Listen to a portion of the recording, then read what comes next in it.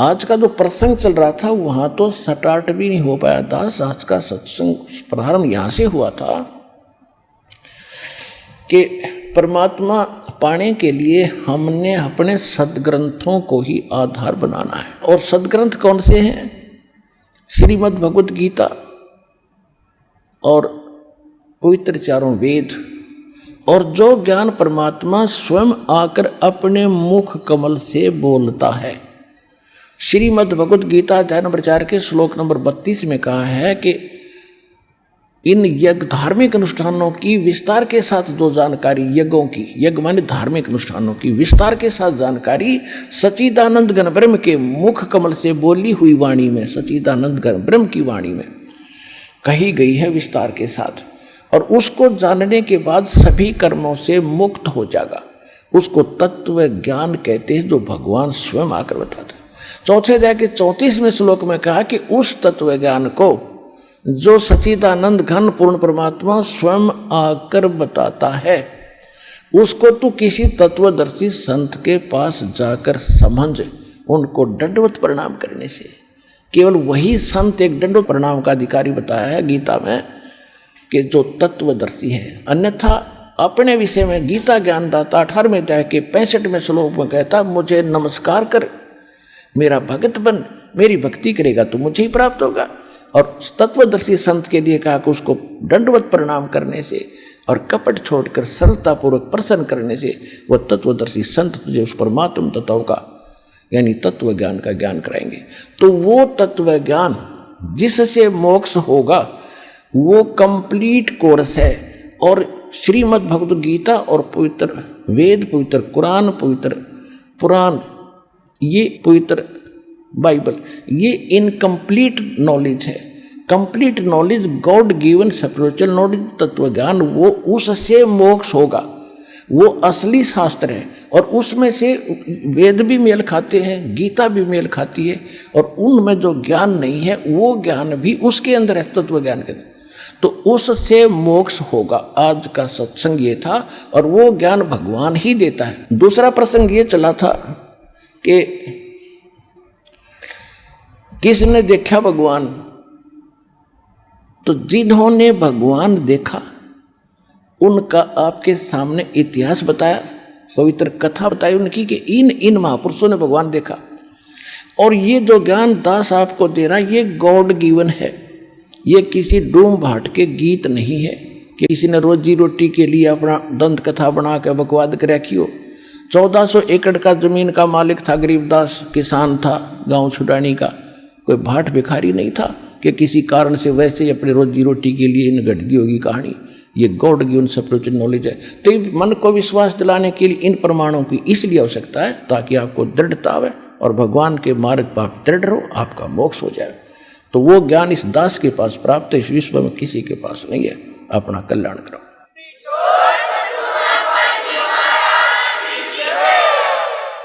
परमपिता परमात्मा पूर्ण ब्रह्म सारी सृष्टि के रचनहार कबीर देव, कबीर साहेब, कबीर परमेश्वर जी की असीम रजा से आप सभी पुण्यात्माएं सत्संग सुनने के लिए उपस्थित हुए। धन्य है आपके माता पिता जिनसे जन्म हुआ। ऐसे समय में जिन पुण्यात्माओं को मानव शरीर प्राप्त है उनके पिछले पुण्य बहुत ज़्यादा हैं। और वो पुण्यात्माएं मानव शरीर प्राप्त उनसे भी अधिक पुण्यकर्मी हैं जिनके अंदर परमात्मा की रुचि है, जो आस्तिक है। और उनसे भी गुड, बेटर, बेस्ट यानी बेस्ट पुण्यात्माएं वो हैं जो बरवाला, सतलोक आश्रम बरवाला, जिला हिसार, हरियाणा में पहुंच रहे हैं, दीक्षा प्राप्त कर रहे हैं, अपना अनमोल जीवन सफल कर रहे हैं। आप उन पुण्यात्माओं में से हैं जो तीसरे नंबर के वेरी वेरी गुड बेस्ट, तो आप बहुत ही पुण्यकर्मी प्राणी हैं। अभी तक आप बच्चे हो, कोई द्वितीय मंत्र प्राप्त है, कोई प्रथम मंत्र ही ग्रहण किए हुए हैं, कोई अभी ज्ञान ही सुन रहा है। आप तो बालक हो इस मार्ग में, ये दास मास्टर हो गया इस मार्ग का, परमात्मा से परिचित हुआ, अध्यात्म ज्ञान से कंप्लीटली परिचित हुआ। इस दास को मालूम है कि आप कितनी पुण्यात्माएं हैं, जिसका कोई भी वर्णन या कोई पैमाना नहीं है जिसे नाप के दिखा दूं। लेकिन अर्थ है इस दास की परमात्मा की इस रजा को आजीवन बनाए रखना। राम नाम रटते रहो जब तक घट में प्राणी, कभू तो दीन दयाल के है भनक पड़ेगी कौन। तो आप जी ने परमात्मा का जो सत मंत्र, सच्चा नाम, सच्ची साधना और ये मूल ज्ञान आजीवन सुनते भी रहना है और सिमरन भी करते रहना है और मर्यादा में भी रहना है। परमात्मा कहते हैं औखद खावे और पत्थर है, वही स्वस्थ होते हैं जो औषधि भी ले और पच्छ यानी परहेज रखे। तो हमारी मर्यादाएं इस मार्ग की परहेज हैं और ये औषधि, ये मंत्र हैं, सब साधनाएं आपने आजीवन करना है। तो सत्संग में आने से प्राणी को ज्ञान होता है कि तू कौन है, और ये जन्म और मृत्यु जिसको आप असंख्य जन्मों से झेल रहे हो, इससे पीड़ित हो, इसका रीजन क्या है, कारण क्या है। जन्म होने से पहले का आपको ज्ञान नहीं, कहाँ थे। और ये थोड़ा सा जीवन है, इसका कोई पूरा ये भी नहीं है कि इतना फिक्स्ड है। हम अप्रोक्सीमेट मानकर चल रहे हैं, अप्रोक्सीमेटली के 100 वर्ष तक वर्तमान में कलयुग में मनुष्य जीवित रह सकता है, 2-4 वर्ष आगे और पीछे। ये कोई बात नहीं हुई।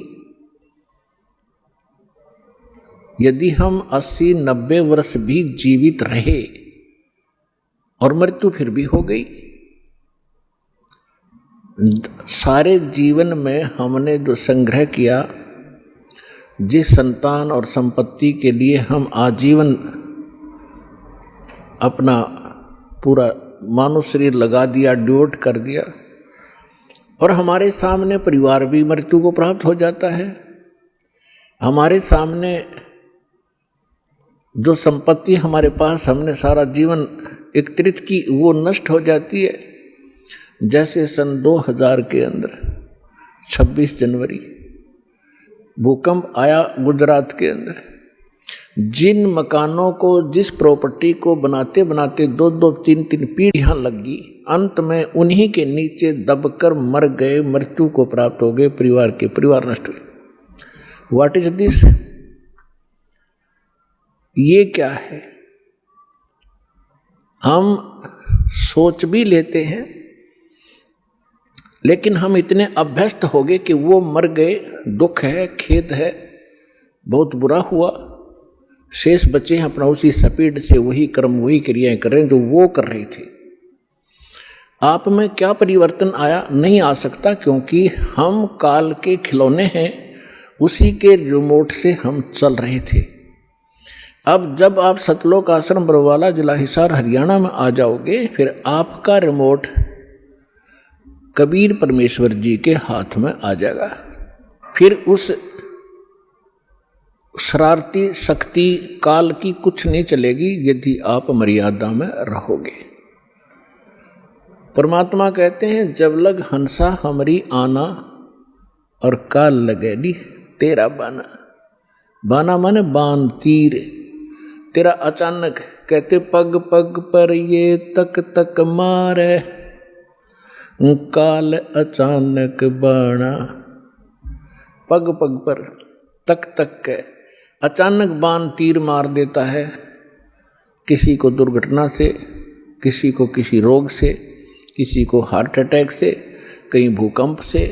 इसने उद्मस तारणत मतलब है, इसके रहम नहीं है, इसलिए इसने स्वयं भी स्वीकारा है गीता अध्याय नंबर 11 के श्लोक 32 में कि मैं काल हूं अर्जुन। अर्जुनों का मैं काल हूं, और फिर उसी को हम पूज रहे हैं। हमारे कर्म फूट गए, हमारी ज्ञान वाली आंखें खत्म हो चुकी थी। सतगुरु आए दया करी, ऐसे दीन दयाल, बंदी छोड़ वृत्तास कहा, जठर अग्नि प्रतिपाल। सतगुरु आए, गरीबदास जी को जो परमात्मा मिले थे वो उनके सतगुरु भी थे और स्वयं वो गॉड भी थे, सुप्रीम गॉड थे। इसलिए गरीबदास जी की वाणी को जब हम सतगुरु शब्द पढ़ें तो समझो परमेश्वर माने। तो यहाँ गरीबदास जी कहते हैं परमेश्वर आए दया करी, खुद आए अपना वास्तविक ज्ञान बताने के लिए और हमें इस जन्म मृत्यु का राज समझाने के लिए कि तुम क्यों जन्म रहे हो, क्यों मर रहे हो, ये क्या कारण है। जिस संतान को आप अपना मानते हो, 1 मिनट में मृत्यु हो जाती है, आप कहीं गधे बनकर घूम रहे होते हो और संतान वहीं दुख उठा रही होती है इस काल के लोग में। तो आपकी कैसे हुई वो? जिस संपत्ति को अपना मानते हो, अरबों खरबों रुपए आपके पास हो गए, बैंक बैलेंस बना लिए, कोठी बना दी, 3 प्लाट ले लिए 20, और आप जी की मृत्यु होगी, आप बन रहे हो कुत्ते, तो शर्मा मार ले उस 20 प्लाटों को, धर ले सिर पे, क्या फायदा हुआ इसका। तो परमात्मा ने आके हमें जगाया है कि झूठे सुख को सुख कहे, ये मान रहा मन मोद, ये सकल चबीना काल का, भाई कुछ मुख में कुछ गोद, ये काया तेरी है नहीं, ये माया कहाँ से हो, चरण कमल में ध्यान रखो, इन दोनों को खो। जब ये बॉडी तेरी नहीं है, इसको भी छोड़ के त्याग के जाएगा, तो ए भले आदमी, इस संपत्ति को तू अपनी कैसे मान बैठा, ये बुद्धि कहाँ से लाया तू। तो पुण्यात्माओं, सत्संग सुनने से आत्मा में एक प्रबल शक्ति आती है, एक जागृति आती है, इसको एक विशेष प्रेरणा होती है कि सचमुच ये कर क्या रहे हो, क्या कर रहे हैं हम। ठीक है, कुछ हमारी मजबूरियां हैं क्योंकि हम विवश हैं। अब इस व्यवस्था के कारण हम सब कुछ जान भी लें और फिर भी कोई दाल नहीं गलती हमारी, क्योंकि जब तक समर्थ शक्ति साथ नहीं होगी हम इस दलदल से निकल नहीं सकते। चाहे कोई दलदल में धंस गया, उसको मालूम पड़ गया, चाहे पहले नशे में गिर गया, नशा उतरने के बाद उसको पता भी चल गया कि मैं तो इतना दलदल में हूँ और जितना हाथ पैर मारता हूँ नीचे को जा रहा हूँ, तो उस ज्ञान से भी कोई लाभ नहीं हुआ। उसको निकालने वाला बाहर चाहिए, दलदल से बाहर, और उसके बांध कर रस्सा घसीट के बाहर डाले। तो आप और हमारे साथ भगवान ऐसे करेंगे, पहले आपका नशा उतारेंगे कि तुम कहाँ बैठे हो, क्या कर रहे हो सारा जीवन, और उद्देश्य क्या था इस मनुष्य जीवन का, और फिर ये सतनाम का रस्सा आपका बांध देंगे काखा के नीचे, और फिर घसीटेंगे आपको, इसे बाहर निकालेंगे धीरे धीरे। ऐसे निकालना पड़ेगा कहीं आपको दुख भी ना हो, और सतलोक जाकर बैठा देंगे आपको। तो वहाँ जाने के बाद पता चलेगा सचमुच हम सतलोक आ गए। ऐसी दया बख्शेंगे आपके ऊपर यदि आप ऐसे भक्ति करते रहे।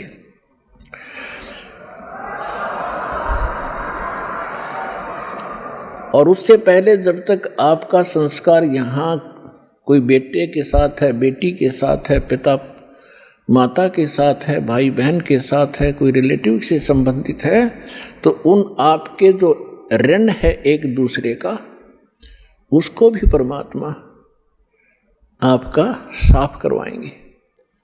इसी जन्म में ऐसे तरीके से आपको यहाँ से ऋण मुक्त कराएंगे, आपके संस्कार खत्म किए जाएंगे, ताकि आपका फिर पुनर्जन्म यहाँ ना हो। तो उसके लिए मर्यादाएं बताई हैं, इन मर्यादाओं का आप जी पालन कीजिए और अपने संस्कार घटाइए। हम आज तक अपने संस्कार बढ़ा ही रहे हैं। कोई रिश्वत लेता है, कोई मिलावट करता है, कोई झूठ बोलता है, कोई चोरी करता है, कोई अन्य बकवाद करके हम अपने संस्कार बढ़ा रहे हैं। जैसे आज आपने किसी से रिश्वत ले ली, चोरी कर ली, आपने उसका देना पड़ेगा। तुमने दरगाह का मैल नहीं देखा, धर्मराज के तिल तिल का लेखा। तो वो भोगने के लिए भी कोई किसी उसका गधा बनेंगे, किसी का बैल बनेंगे, किसी की भैंस बनेंगे। दूध नहीं देंगे तो इंजेक्शन ठोकेंगे, ना लठ मारेंगे, और सारा पाई पाई पूरा करना पड़ेगा आपने। तो ऐसी समस्या, ऐसा ये झंझट मूर्ख आदमी मोल लेगा जब ज्ञान हो जाएगा। अनजान पढ़ने की गलतियां माफ होती हैं, परमात्मा क्षमा करेंगे। प्रसंग परमात्मा का चल रहा है। आज सुबह के सत्संग में भी आप जी को यही ज्ञान सुनाया गया था कि परमात्मा, सबसे पहले हमने भगवान को पहचानना पड़ेगा, और भगवान के पहचानने के लिए हमने कुछ आधार बनाना पड़ेगा। आधार दो दास ने बताए हैं कि एक तो थ्योरी, एक प्रैक्टिकल। अपना प्रैक्टिकल ना हो तो किसी और ने कर रखा हो और हमने भी वैसे ही करना है, तो जो उसका रिजल्ट थ्योरी से मिल रहा है तो आपका भी मिलेगा, आप ऐसे करोगे।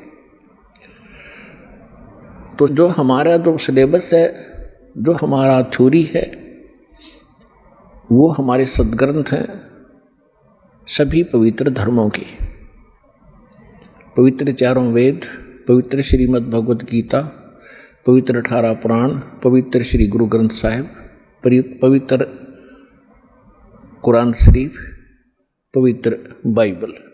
पवित्र बाइबल जो है 3 पुस्तकों का संग्रह है। जबूर, इंजिल, तौरात, चौथी कुरान इनसे अलग है। तो ये पवित्र जो सद्ग्रंथ हैं, ये हमारा आधार है भगवान को पहचानने और जानने का। तो इसी के आधार से, और जो इससे हटकर जो विशेष ज्ञान है, जो स्वयं परमात्मा के द्वारा दिया गया है, प्रभु दत्त है, वो है सच्चिदानंद घनब्रह्म की वाणी, यानी कबीर वाणी। कबीर शब्दावली, कबीर सागर, कबीर बीजक, कबीर दोहावली, कबीर शब्दावली, और उसके साथ साथ उन महापुरुषों के एफिडेविट रूप अमरवाणी, जिनको परमात्मा मिले, जिन्होंने अपना प्रैक्टिकल उसमें लिखा है, अनुभव लिखा है। आदरणीय धर्मदास साहिब जी, आदरणीय मुलुकदास साहिब जी, आदरणीय नानक साहिब जी, आदरणीय दादू साहिब जी, आदरणीय गरीबदास साहिब जी, गांव छुरानी जिला जज्जर हरियाणा वाले, आदरणीय गीसा दास साहिब जी, गांव खेखड़ा जिला बागपत उत्तर प्रदेश वाले। इन महापुरुषों के अमर ग्रंथ हमारे पास विद्यमान हैं। इनकी अमर वाणी जो एफिडेविट रूप में है कि हमने भगवान देखा, भगवान ऐसा है, उसका ये नाम है, और वो यहाँ भी आता है और सतलोक में भी वही कंट्रोल करता है। तो उसके बाद हम आगे बढ़ेंगे, तभी हम भक्ति में सफल हो पाएंगे। तो पुण्यात्माओं, आज से 600 वर्ष पहले परमेश्वर आए थे, और परमात्मा चारों युग में आते हैं। चारों युग में संत पुकारे, कूक कहा हम हेल रे, हीरे माणिक मोती बरसे, ये जग चुगता डेल रे। चारों युग में परमात्मा कहते मैं आया, और जैसा कि वेदों में विधान आपको बताया कि परमात्मा सतलोक में रहता है, वहाँ से गति करके आता है, शरीर आता है, और यहाँ अच्छी आत्माओं को मिलता है, उनको तत्व ज्ञान से परिचित कराता है। कवि की तरह आचरण करता हुआ परमात्मा घूमता रहता है, अपने यथार्थ ज्ञान को लोकोक्तियों के माध्यम से, दोहावलियों के माध्यम से, साखियों के माध्यम से, चौपाइयों के माध्यम से वर्णन करता है, जिस कारण से वो एक प्रसिद्ध कवि भी कहलाते हैं। ये हमारे सद्ग्रंथ वेद बताते हैं। तो उसी लीला अनुसार परमात्मा अपनी जैसी लीला उसके गुण हैं, वो गुण विद्यमान ही हैं, वो करते ही करते हैं। तो बर्फ जो होती है, आइस, ये चाहे सर्दी में कहीं रखी हो चाहे गर्मी में, उसका स्वभाव वैसा ही होगा। उसके गुण हैं, ऐसे परमात्मा के गुण हैं और वो वेदों में अंकित है। उसी के आधार से दास आपको बता रहा है। इसी आधार से परमात्मा खुद भी बता रहे हैं, चारों युग में संत पुकारे, कूक कहो हम ढेल रे, हीरे माणिक मोती बरसे, ये जग चुगता ढेल रे। सतयुग में सत सुकृत कह टेरा, त्रेता नाम मुनींदर मेरा, द्वापर में करुणा में कहाया, कलयुग नाम कबीर दराया। मात पिता मेरे कछु नाही, ना मेरे घर दासी, जुल्हे का सुत आने कहाया, ये जगत करे मेरी हासी।